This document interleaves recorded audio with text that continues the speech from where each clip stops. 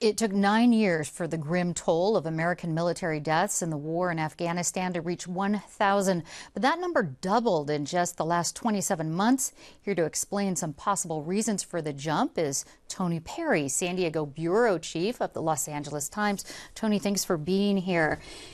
America invaded Afghanistan just shortly after 9/11 in the fall of 2001. How have the dynamics since then changed in that war, especially in the last 2 years? Well, in late 2009, of course, the president authorized a surge of troops into places America really hadn't been before, or hadn't been in large numbers.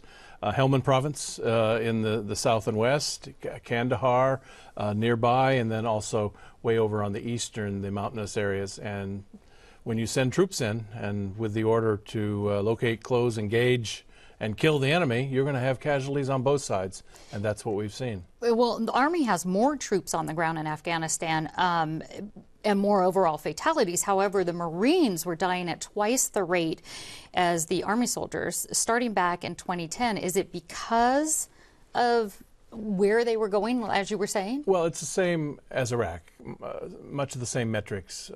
The Marines were a smaller number, but their casualties were disproportionate, if you will. And for a long period of time, Camp Pendleton had the dubious distinction of having more killed than any military base in America.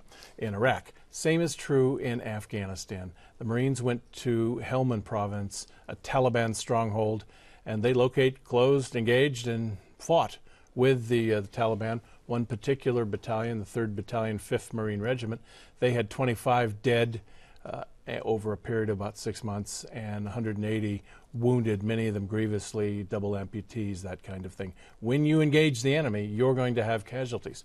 The president said engage, and they did. The Camp Pendleton Marines that you were just talking about from the 3rd Battalion, 5th Regiment, where were they in 2010? Do you know? I know exactly. I spent time with them. They were in a nasty place called Sangin. Sangin was a hotspot, if you will, for Taliban. They ran it. It's where the farmers grow the poppies that turn into heroin, the profits of which fund the insurgency. They also fund a rather complex narcotics network. Marines went in there to push them out of Sangin, and they did, at a great grievous price. And then, of course, the issue is, will the Afghan government move in and win the loyalty of the people on the ground? We're still seeing that process. The Pentagon says many of the recent attacks were either by spies from Pakistan, the Taliban, or other things like that. Does that matter who they're from, really? Well, it doesn't matter, certainly, to those American victims. You're right, we've had 40 Americans killed in the so-called insider killings. That's when an Afghan soldier, policeman, or someone wearing the uniform, or someone who has authority to be at an American base turns on their American allies. All sorts of reasons why. Nobody knows exactly why. Even the head general, John Allen, said the other day maybe a quarter of the cases were inspired by the Taliban, that they sent somebody in, or maybe they coerced them to turn on the Americans. It's been 11 years. We still have 80,000 troops in Afghanistan right now. So why don't we hear much about it during the presidential campaign? Well, there's a 5-letter word that tells you why, and that word is draft. There is no military draft. And with no military draft, it isn't much of a political issue. The polls have shown, gosh, for the last 24, 36 months, 2/3 of the American public wish we were out. Yes, but they're not doing anything about it. And so without a political push, the policy stands as it is. And Mitt Romney and the incumbent, Barack Obama, they're not all that far apart on Afghanistan. They both believe we need to be there. We need to have our combat troops there until at least the end of 2014.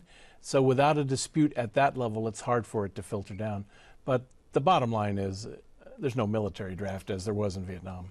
When are Americans, I think that the date has changed, American troops supposed to be out completely? Dates, as they say, keep sliding to the right. The talk now is all combat troops out by 2014. But there's a bit of slippage to that. Special Forces, Marine Special Forces, Green Berets, that kind of thing, probably going to be there longer. The CIA, probably going to be there longer.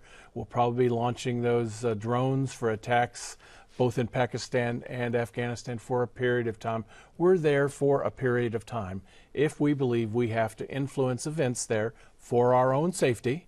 That's a political issue. If we think we need to do that, it's not going to be done quick. It's going to take a long time. Now the question is, will the Afghans be ready when we leave to take over the heavy lifting of fighting the Taliban?